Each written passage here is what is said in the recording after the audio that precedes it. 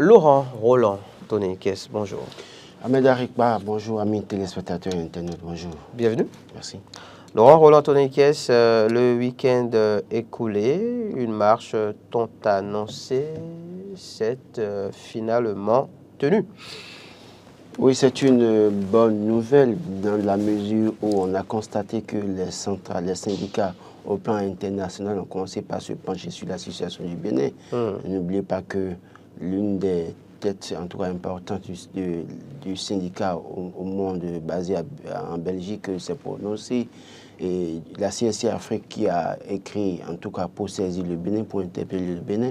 Et donc, dans cette perspective, il fallait trouver le moyen d'encadrer les marches plutôt que de continuer à réprimer les marches parce que ça ne projette pas une bonne image du Bénin, le Bénin démocratique que nous chérissons de tous nos voeux. Donc, dans une certaine mesure, il fallait trouver la formule pour encadrer ces marches. Et donc, oui, à l'arrivée, d'abord déjà 2 jours avant, la veille, on a pu voir que le préfet avait autorisé la marche et puis il y avait toute une communication autour pour montrer que oui, bon, les choses ont changé au 229. Oui, c'est rentré dans sa phase active, les gens ont marché sans difficulté, il n'y a pas eu de débordement, autant de choses, il n'y a pas eu d'arrestation comme on a pu le constater pour les premières et deuxièmes marches dans une certaine mesure. Et oui, donc pour ça déjà il faut discerner, déjà remercier le préfet Orunla qui a fini par comprendre que la meilleure option c'était d'encadrer ces marches plutôt que de continuer à réprimer. Et par lui, il faut remercier le gouvernement parce que tout le monde sait qu'il est l'émanation de l'autorité étatique, le préfet. Et donc, dans une certaine mesure, s'il n'a pas l'adhésion totale de ceux qui sont ses supérieurs hiérarchiques, ce n'est pas évident que ça passe aussi facilement. Donc, il faut remercier tous ceux-là qui, à un moment donné, ont fini par comprendre qu'il faut encourager ces marches plutôt que de continuer à réprimer. Alors, donc, est-ce qu'au-delà de la marche, parce qu'on a pu voir que le gouvernement maintenant appelle à la négociation, c'est une bonne chose. Et moi, je crois que oui, après cette marche, il faut aller très vite à la table de négociation, discuter entre travailleurs et autorités gouvernants pour voir dans quelle mesure on peut prendre des mesures, on peut prendre des dispositions qui arrangent les travailleurs béninois, qui facilitent la vie aux travailleurs béninois, et qui améliorent les conditions de vie des citoyens. S'il y a des choses vous avez à subventionner, je me rappelle de cette vidéo de ce chef quartier qui a pris la parole au détour de 2020-2021 quand le chef de l'État devait commencer par faire le tour et les autorités étaient sur le terrain pour aller rencontrer la population par rapport à la cherté de la vie autour de 2019-2020 par là. Il y a ce chef quartier de Lokossa devant l'honorable Dakwe Soussou, l'ancien ministre de la Justice, c'est vrai que donc il disait, nous sommes des chefs quartiers et nous dirigeons des populations affamées. S'il y a des choses à subventionner, il faut les subventionner. Donc oui, aujourd'hui, le gouvernement a fait un certain nombre d'actions au niveau des populations, notamment l'agriculture avec le maïs. Il y a 25 milliards à dégager pour accompagner, investir, subventionner certaines choses, en vous donner des intrants, les semences de qualité aux producteurs. Mais au-delà, il y a des produits que nous n'avons pas ici, que nous importons. Dans quelle mesure on peut, dans une certaine mesure, subventionner ça? Mais au-delà de ça, il faut, j'insiste sur le fait qu'il faut revenir au modèle de l'ONASA. C'est très important. Ça peut aider les populations.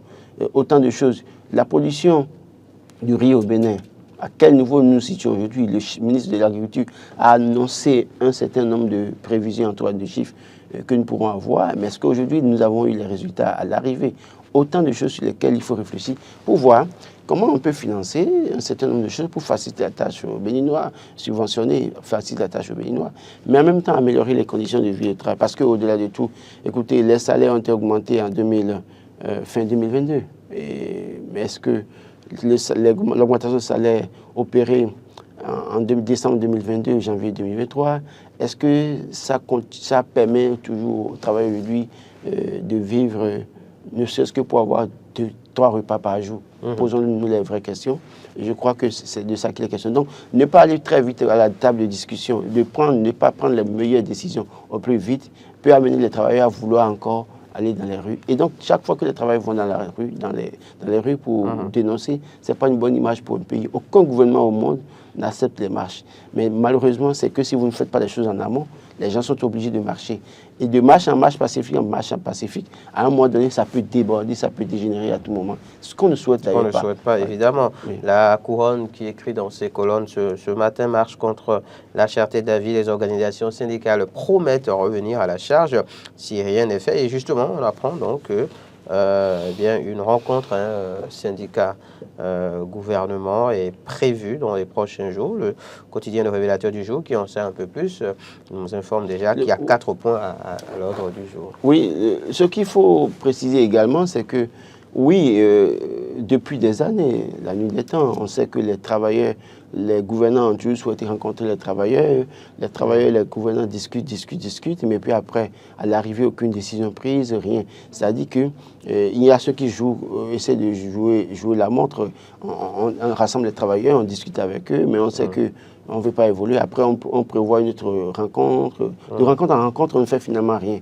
Je pense que le gouvernement doit pouvoir prendre les meilleures décisions au terme des discussions. Que les travailleurs aussi soient flexibles, parce qu'à ce niveau aussi, il y en a qui... Il faut préciser ici que la rencontre annoncée pour le 23 mai prochain est en fait la première session ordinaire de la Commission nationale de concertation, voilà, donc, de négociation collective. Faire en sorte qu'au cours des rencontres, là, que les meilleures décisions soient prises, et qu'on ne dise pas, bon, on a fait rencontre aujourd'hui, après, dans 2 mois ou dans 1 mois, on va faire rencontre, mais aussi que les travailleurs soient aussi flexibles dans ce qu'ils veulent, c'est-à-dire qu'en revoyant peut-être, en diminuant un peu leurs revendications, pour qu'on aille peut-être au cas par cas dans une certaine mesure, parce que oui, le plus souvent on voit les travailleurs venir avec une litanie de revendications, et puis après c'est difficile pour le gouvernement de choisir une priorité, parce que même parfois quand le gouvernement décide de prendre un premier point, les travailleurs disent non, on n'est pas d'accord, il faut tout prendre en même temps, ou bien il faut prendre tel sujet, telle priorité. Donc, autant le gouvernement doit prendre ses responsabilités, autant les travailleurs aussi doivent pouvoir comprendre que quand on nous dit qu'il n'y a pas les moyens, moi, je ne donne pas caution à cette version que tous les gouvernements donnent, qu'il n'y a pas les moyens. Mais j'estime qu'il faut peut-être faire preuve de flexibilité dans la discussion aussi et permettre que le minimum soit gagné pour le bonheur des travailleurs. Allez, sur le même sujet, Défi Info écrit ce matin, cherté de la vie, le citoyen Wanignon Hassan écrit au président Talon. Des observations qui pourraient porter Talon en triomphe au terme de son mandat. Je ne sais pas si vous avez... Je connais, j'ai pas lu la lettre, mais je connais très bien Wanignon Hassan qui, quand aussi les réseaux sociaux, quand vous le lisez, attention, il ne faut pas oser critiquer Patrice Talon. C'est l'un des messieurs qui n'a pas changé de posture depuis que je le connais sur les réseaux sociaux, notamment pour la défense de Patrice Talon. Et donc, si aujourd'hui lui... Défense de Patrice Talon ou des défenses de sa gouvernance? Non, mais la défense, je pèse bien le mot. Wanignon Hassan est dans un rôle de défense de Patrice Talon. Il le défend, c'est-à-dire ça ne se cache pas. C'est pas mauvais en soi, parce que chacun dans la République s'accepte de jouer, d'accomplir une mission, de jouer un rôle. Mais quand c'est lui qui en arrive à écrire au chef de l'État pour suivre certaines choses, en faisant allusion à un certain nombre de situations, pour espérer que Patrice Talon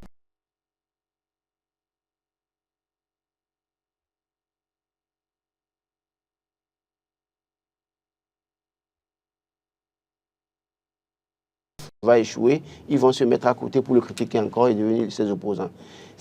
Quand vous soutenez un moment donné, vous devez oser à des moments donnés faire des propositions. Quitte au chef de ne pas prendre en compte vos conseils, vos propositions. S'il ne les prend pas, l'opinion retiendra que vous avez floué votre... en tout cas, vous avez joué votre partition. Et donc, je voudrais me féliciter de ce que, me réjouir de ce que, oui, Wanignon Hassan a fait un pas assez considérable, quand bien même je le connais, soutien mordu de Patrice Talon, de son gouvernement et autres. Espérons que ce qu'il a demandé dans sa lettre, ce qu'il a pu mettre, que le chef de l'État puisse l'écouter, en tout cas bien lire et garder, prendre l'essentiel à mettre en pratique pour porter un triomphe en 2026. Et ce que j'ai envie de dire aussi à toutes ces personnes qui soutiennent le chef de l'État, ce n'est pas parce que vous soutenez le chef de l'État que vous ne pouvez pas avoir le courage parfois de lui dire certaines choses. Même si vous n'avez pas la possibilité de le dire par les médias, écrivez des lettres quand même, comme M. Awani Hassan, c'est-à-dire, dit au chef, par exemple, dans telle chose, telle décision ne nous arrange pas, vous auriez dû faire ça. Ce n'est pas encore être l'ennemi du chef en réalité. En tout cas, tout chef qui veut réussir, qui veut véritablement être porté en triomphe, doit pouvoir écouter les voix dissonantes de son équipe. Parce que tous ceux qui disent c'est bon, c'est bon, c'est bon, il y en a pas mieux qui sont très conscients que des mesures qui sont prises n'arrangent pas le peuple, sont très conscients que des décisions prises ne sont pas pour le bonheur du peuple. Mais pourtant, ces personnes vont dire tout le temps que c'est bon. Et quand vous les écoutez hors caméra dans les coulisses, ils sont là à dire mais le chef, ce qu'il a fait, ce n'est pas bien. Mais vous savez, nous, on ne peut pas parler, on ne peut pas parler. Il y a ceux-là qui sont sur le carreau, qui attendent toujours qu'on les appelle à la table du mangement en griffe, mais il y a aussi ceux-là qui... De quoi parler? Il y a ceux-là qui attendent toujours, qui sont là, qui ne veulent pas partir, qui ne veulent pas qu'un jour, en conseil des ministres, et qu'on appelle un autre nom à la place de leur nom aussi, et qui veulent à tout prix prendre la parole quand il y a une situation. C'est eux qui négocient même au niveau des médias pour prendre la parole, pour pouvoir faire savoir qu'ils sont là et que de ne pas penser les enlever. Donc, au-delà de tout ça, c'est le problème que nous avons sur notre pays. Vous faites bien de parler des soutiens du chef de l'État, puisque le chef de l'État ainsi que nous informait la Couronne Info, a tenu une rencontre avec la mouvance présidentielle le week-end écoulé. Échange entre Patrice Talon et la mouvance présidentielle. Contrecarrer les démocrates était au centre des échanges. Et sur le même sujet, si je ne m'abuse, Dynamisme Info écrit ce matin « Tournée gouvernementale agitée dans l'opinion ». Autant affecter les ressources à d'autres priorités. C'est le gouvernement qui connaît ses priorités. Le gouvernement a fait peut-être de cette tournée une priorité pour faire savoir ce qu'il fait. N'oubliez pas que nous sommes partis de la normocommunication qui a été décriée. Et puis après, on a fait l'effort de se passer de la normocommunication pour rentrer un peu dans la propagande dans une certaine mesure, avec quelques acteurs. Non, mais écoutez, les réalités sont là. Il y a quelques acteurs que nous connaissons sur les réseaux sociaux, matin, midi, soir, nuit et jour, qui sont là à relayer et puis en tout cas, automatiquement... Vous l'avez dit, chacun dans son rôle. Voilà, donc oui, maintenant, aujourd'hui, le gouvernement, les gens estiment que, oui, le gouvernement ne fait pas beaucoup. Donc c'est au gouvernement d'aller sur le terrain pour dire peut-être aux gens qui font beaucoup. Voilà, quitte à ce que... Expliquer. Non, mais attendons de voir si sur le terrain, les gens vont vraiment apprécier ce type de choses. Ce n'est pas nous qui devons nous prononcer là-dessus. Mais toujours est-il que affecter ces ressources pour autre chose, oui, je peux être tenté de dire oui. Okay. Mais toujours est-il que si on nous dit que ce n'est pas l'argent du contribuable et que c'est les acteurs qui vont sur le terrain, alors qui suis-je pour m'opposer à une telle chose? Mais si c'est l'argent du contribuable qu'on doit encore utiliser pour dire qu'on est en train de faire le tour, pour expliquer. C'est vrai qu'on se cachera derrière la reddition de comptes pour dire que c'est une reddition de comptes, mais en l'état, est-ce que nous avons besoin de ça ou bien il n'y a pas d'autre solution, d'autres choses à faire en attendant pour mieux impacter les populations? C'est la question que je me pose. Quand on parle du maïs, quand je parle de subventions, c'est un certain nombre de choses. Sur le terrain, on dira que le chef de l'État a fait des voies, on parlera des infrastructures, on parlera. Mais il y a des questions sur lesquelles les populations attendaient le chef de l'État et son gouvernement depuis des mois, depuis des années. Ces questions n'ont pas été résolues. Donc, qu'est-ce qu'ils veulent dire qu'ils n'ont pas déjà dit entre 2019, 2020, 2021, à la veille de 2021? Qu'est-ce qu'ils n'ont pas dit? Et de 2021 à aujourd'hui, quelles ont été les améliorations majeures, notamment la cherté, le coût de la vie au Bénin, les conditions des travailleurs, quelles ont été les transformations majeures dans cette mesure? Attendons de voir ce qu'ils vont mettre dans leur message sur le terrain. Toujours est-il qu'il y aura toujours, si ce n'est pas filtré, et qu'ils laissent, parce qu'il faut mettre la précision sur ça, s'ils laissent véritablement les populations venir à leur rencontre, les écouter, je vous assure qu'ils pourront avoir la bonne information des populations à la base, et ça leur permettra de relayer les bonnes informations au chef de l'État pour améliorer sa gouvernance. Ben voilà, c'est aussi à cela que sert ce type non, le problème c'est que parfois, à la limite, il y a un filtrage qui est fait, parce que dans la période de 2020-2021, il y a à des endroits des filtrages qui ont été faits et donc des gens ont été triés pour participer à ces réunions-là. Je souhaite que le chef de l'État leur donne l'instruction ferme d'écouter tout le monde. C'est-à-dire, laissez les gens libérer la parole. Vous allez écouter les vraies informations. Il y a des gens qui sont dans nos communautés, départements, mairies, et qui vont faire croire aux ministres de tutelle et autres là, pour dire que tout va bien. Que les populations sont satisfaites. Alors qu'eux-mêmes, ils sont conscients qu'ils ne font rien dans leur communauté. Et on fonctionne sur cette manière de faire les choses. Et puis après, c'est le gouvernement qui va subir parce que quand ils vont présenter un dauphin pensant que tout va bien dans la population, les populations dans les urnes vont montrer tout le contraire. Donc il vaut mieux laisser les populations libérer la parole et prendre l'essentiel de ce qu'ils vont dire à mettre en pratique, à corriger. On reste avec Dynamisme Info, Laurent Roland Tonneikes. Condamnation, c'est un tout autre sujet. Condamnation jusqu'à 10 ans dans les violences électorales.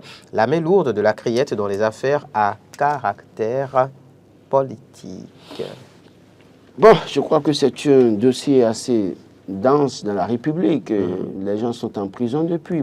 D'ailleurs, sur le sujet, je ne vous coupe pas, avec des défis info, on peut lire ce matin que l'ancien ministre Dieudonné Agossou, Valentin, demande la clémence des juges pour le jeune Thibaut Ogou. Oui, j'ai lu la réaction de Thibaut Ogou quand on lui a notifié sa condamnation. Je veux bien me mettre à la place de Thibaut Ogou, un jeune plein d'avenir, mais qui a eu en tout cas des convictions politiques et qui se retrouve en prison du fait des intrigues politiques que nous avons connues déjà en 2019 et puis après en 2021 également. Et quand il rappelle les conditions dans lesquelles il a été arrêté, quand on voit tout ça, et qu'il fait ce temps en prison et que, avec ce que disait le ministère public, il espérait sortir, qu'il devait sortir, mais avec ce qu'on a donné comme condamnation, verdict, il se fait qu'il ne sort pas depuis la prison, il va encore passer quelques temps en prison. C'est la posture de quelqu'un qui, dans une certaine mesure, a souffert dans son âme. A souffert tout le temps, et puis après, se dit, bon, il y a peut-être espoir un jour. Voilà. Avec le ministère public, il y avait espoir, et puis après, le juge tranche. Perçoit la lumière au bout du tunnel. Voilà, et puis paf, j'ai pu lire qu'il a perdu femme et enfant, tout le monde. C'est de la peine. Moi, j'ai lu ça, j'ai eu très mal au cœur pour lui, et je me suis dit, le juge aussi est un être humain, est un citoyen béninois, est un père de famille. Et je voudrais suggérer ou bien supplier ce juge ce matin, si des gens ont la chance de nous suivre, de lui dire de bien vouloir ne pas considérer cette réaction de Thibaut Ogou comme outrage à magistrat. C'est la réaction de quelqu'un qui n'a plus d'espoir, et qui estime que, bon, tout est fini pour moi. C'est-à-dire, vous savez, il y a quelques jours, on a vu qu'un jeune se serait suicidé à la prison civile de Missérété, s'est tranché la gorge lui-même. Pourquoi? Parce qu'à un moment donné, il se dit, mais finalement, que suis-je venu chercher sur terre? Et ce ressenti, je suis sûr que beaucoup de personnes en prison, moi j'ai la liste de ceux qui sont en prison, j'ai pu voir dedans même un vieux de 81 ans, qui était en prison depuis 2021. Autant de choses, j'ai lu la liste, j'ai pu voir la tranche d'âge et autres là. Et ce que ceux-là ont déjà perdu. En tout cas, je crois que c'est assez difficile. Je supplie le juge de revoir sa position par rapport à Thibaut Ogou, parce qu'on l'a mis au violon. Parce que ce qu'il a dit, considère. Et là, par exemple, si les juges doivent réagir, c'est que je suis qu'il sera jugé encore pour ça. Et donc, s'il doit faire 2 mois pour sortir, c'est qu'avec ça, il peut se retrouver à 1 an, 2 ans, 3 ans à sortir. En plus. Oui. Que le juge essaie de voir que les juges, le président de la République, qui est le président du Conseil suprême de la magistrature, dans cette mesure, je le supplie ce matin de revoir ce cas de Thibaut Ogou et de revoir même les cas de ces personnes qui sont allées en prison du fait des intrigues politiques de 2021, ceux qui n'ont pas pourtant, parce que j'apprends, j'ai pu lire quelque part au bénéfice du doute pour certains, si vous restez en prison pendant 3 ans et qu'après on évoque une question de bénéfice de doute, vous imaginez comment ça fait mal, comment est-ce qu'on souffre, autant de choses. C'est très important. Allez, on va rester dans le milieu carcéral. Laurent Roland Antonin-Kess avec cette info publiée par Matin Libre ce matin. Prison civile. La promiscuité été Soglo empêché de voir Rekia Madougou. Oui, c'est un acteur politique qui veut aller voir Rekia Madougou. Et vous savez très bien qu'il y a quelques jours... C'est d'abord un ancien président de la République. Enfin, surtout un ancien président de la République. Vous rappelez qu'il y a quelques semaines, les membres du Parti démocrate et les députés ont voulu voir Rekia Madougou, que ça n'a pas marché dans une certaine mesure et que ça a fait toller comme quoi il y avait des mesures qui étaient prises qui empêchaient tel ou tel. J'ai pu lire ce matin que certains s'attaquaient à l'ancien président de la République pour dire que non. J'ai pu lire aussi, comment vous appelez, chronique, je dirais, ou bien osons le dire, de Gisèle Amboussou, qui s'est attaqué à Nicéphore Soglo. J'ai pu voir que les gens lui ont répondu de la plus belle des manières. Il y a des images que nous ne devons pas tolérer et accepter. Vous savez, Nicéphore Soglo en prison à Missérété pour voir Rekia Madougou. On le laissait. Disons en visite à Missérété, je préfère. Oui, en visite à Missérété. Parce qu'en prison, c'est... Bon, en visite à la prison civile de Missérété pour aller voir Rekia Madougou. C'est mieux. Il réussissait à voir Rekia Madougou, ça ne va pas faire assez de tollé. Le simple fait d'interdire, ça va faire du tollé. Nous sommes dans un état de droit, il y a des règles. Mais écoutez, quelles règles pour empêcher un citoyen d'aller voir un autre citoyen en difficulté en prison? C'est de ça que nous parlons, c'est du terre à terre. Moi, je pense que le chef... Est-ce qu'il n'y a pas des procédures à suivre? Vous savez... Est-ce qu'on peut se lever de chez soi et aller rendre visite à n'importe qui en prison? Oui, mais c'est normal, c'est ça quand même. Jusqu'à preuve du contraire, comme ils viennent me dire que c'est le contraire. Vous pouvez vous lever. Moi, je suis allé plusieurs fois dans les prisons regarder, aller voir des gens dans une certaine mesure. Moi, je dis, vous savez, chaque fois qu'on refuse, que le gouvernement refuse quelque chose, ça crée assez de tollé. Mais dès lors qu'on facilite parfois, vous allez voir que depuis que la marche a été organisée samedi là, est-ce que vous avez vu autant de débats autour? Même les réseaux sociaux sont restés assez calmes, n'ont pas eu grand-chose. Les journaux, les web activistes n'ont pas eu quelque chose à mettre sous la dent. Mais il suffirait seulement que cette marche soit interdite samedi. Vous allez voir que l'effet. Il faut croire qu'on n'a pas détecté dans les rangs des marcheurs, des consommateurs de... Vous avez fait les analyses des urines? J'ai dit il faut croire. Il faut croire parce que ça a été le cas. Non, plus sérieusement. Je pense qu'il fallait, chaque fois que le gouvernement, je le dis au chef de l'État et à son gouvernement, chaque fois qu'ils vont tenter de refuser des choses à des gens, c'est que ça va créer le tollé. Et les gens vont utiliser ça. Parce que il y a ceux qui doivent communiquer pour ça, pour avoir leur gombo en griffe. Il y a ceux qui vont communiquer pour ça, pour peut-être tenter de montrer la mauvaise image du Bénin. Mais dès lors que vous autorisez, c'est-à-dire ça passe, et puis on passe à autre chose. La preuve, la marche est terminée samedi, on est passé à autre chose. C'est ça. Personne n'en parle pratiquement. Alors que s'ils avaient interdit la marche de samedi, vous allez voir la une des journaux, beaucoup de journaux qui vont écrire et vont s'attaquer au gouvernement. Nous ne sommes plus dans un pays de droit. Nous ne sommes plus dans une démocratie, autant de choses.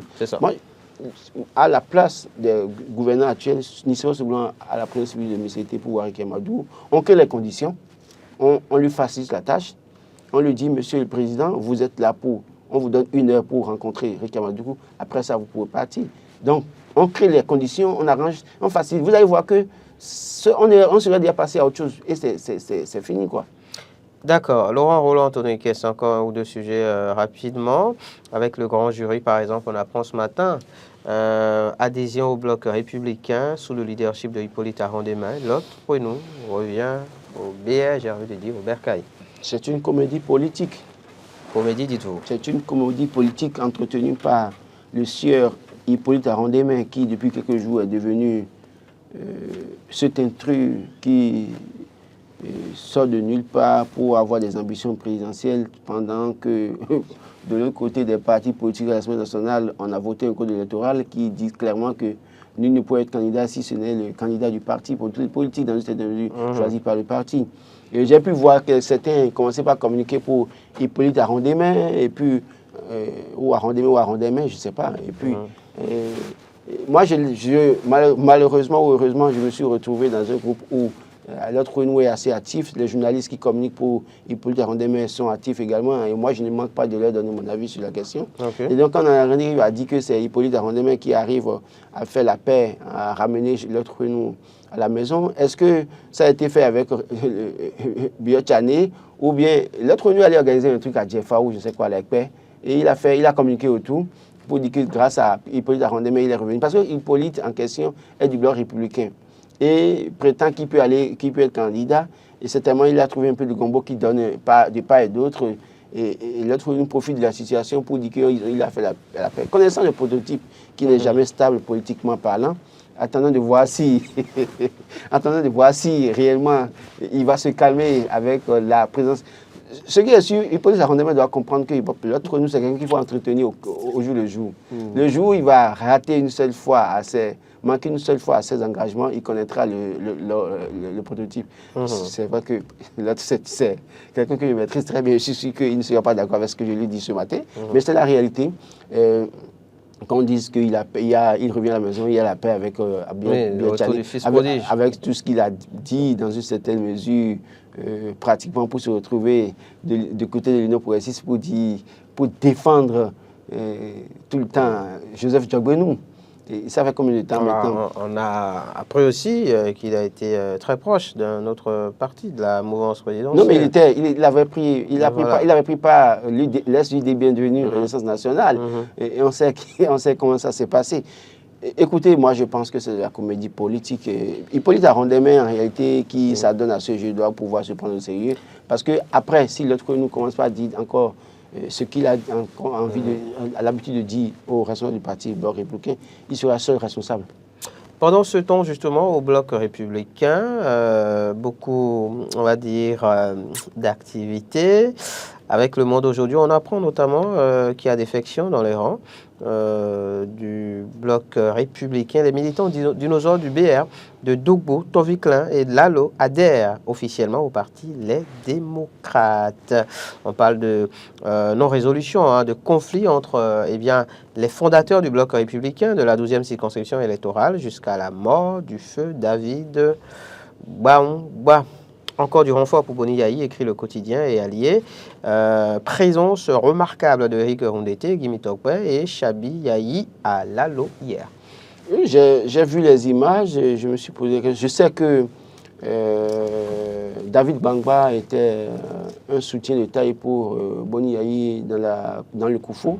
Et je sais très bien qu'il était très, très, très attaché aussi également aux enfants de l'ancien chef de l'État, notamment de Chabi Yayi. Et donc, par la force des choses, il s'est retrouvé BR, on a pu voir. Mais après, il y avait des intrigues au sein de leur formation politique, notamment au sein du Bloc républicain dans la région.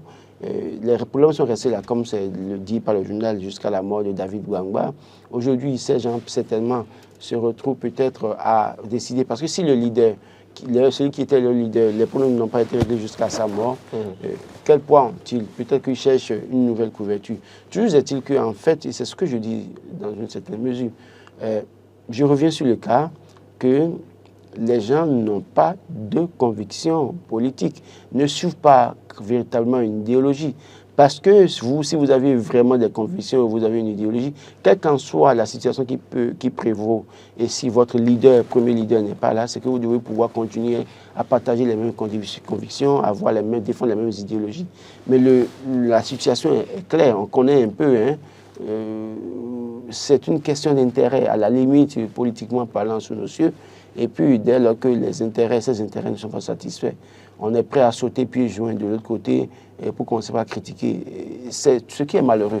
Parce que ceux-là qui vont au niveau du Parti des démocrates aussi, quelle est leur conviction? Si demain, par exemple, ils vont au Parti des démocrates et qu'ils n'ont pas ce qu'ils veulent, et que demain, lui, le renouveau leur tend la main avec un certain nombre de promesses, est-ce que ces personnes ne vont pas sauter pieds joints également pour aller vers l'Union progressiste? C'est pareil, ils peuvent se retrouver du côté de RN, ils peuvent se retrouver du côté de Moël Bénin ou bien de MPL, autant de choses. Ce que nous devons souhaiter, et c'est pourquoi je le disais, écoutez, quand les gens disaient qu'avec ce code électoral, la transhumance politique devait prendre fin, c'est la raison, c'est une preuve que oui, ce code électoral n'empêchait pas la transhumance. Oui, à la limite, ça encadrait les élus pour les empêcher de quitter telle formation pour aller dans telle formation, pour soutenir tel ou tel candidat. Mais au niveau des militants... Il y a déjà un bon début. Oui, mais ce qui sont les militants à la base, ça, il faut retourner à la charte des partis politiques pour voir qu'est-ce qu'il faut faire pour déployer ça. On finit par le Béninois libéré Laurent Roland Antonio Ikes, maladresse vengeresse contre son bienfaiteur et ami. Agbénonci devrait demander pardon au président Talon.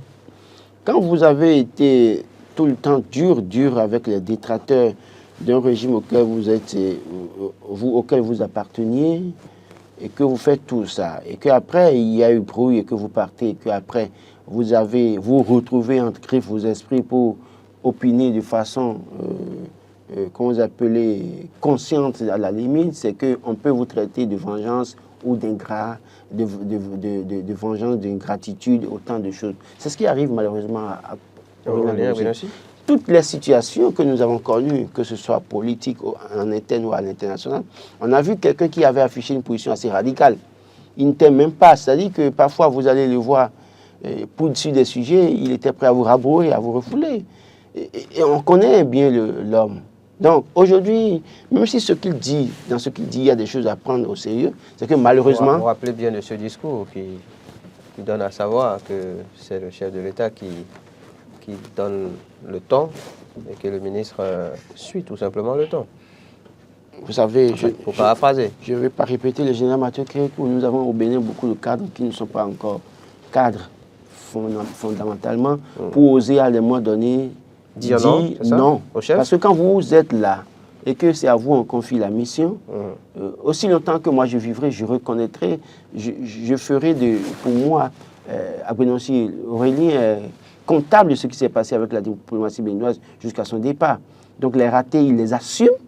Même s'il a tenté de se dédouaner un peu, c'est ça? Oui, il ne devait pas se dédouaner. Si vous êtes cadre international, fonctionnaire international, et que vous êtes conscient, convaincu de ce que vous êtes, et que vous savez qu'au plan international, vous pouvez vous mettre en valeur, quand vous dites quelque chose que ça ne marche pas à un moment donné, il ne sert à rien de s'attacher à ça, de s'accrocher à ça, de ne pas partir après et de venir jouer la victime. Ça ne répond à rien. La culture de la démission est-elle béninoise? Merci à vous. Oui, Laurent, ce n'est pas béninois, mais il faut que ça commence par être béninois un jour. On vous retrouve tout à l'heure en plateau. Dans la suite, ce sera dans l'actu de Calais notamment. On s'intéressera donc à la tension entre le Bénin et le Niger. À qui profite la situation? C'est la question à laquelle on tentera de répondre.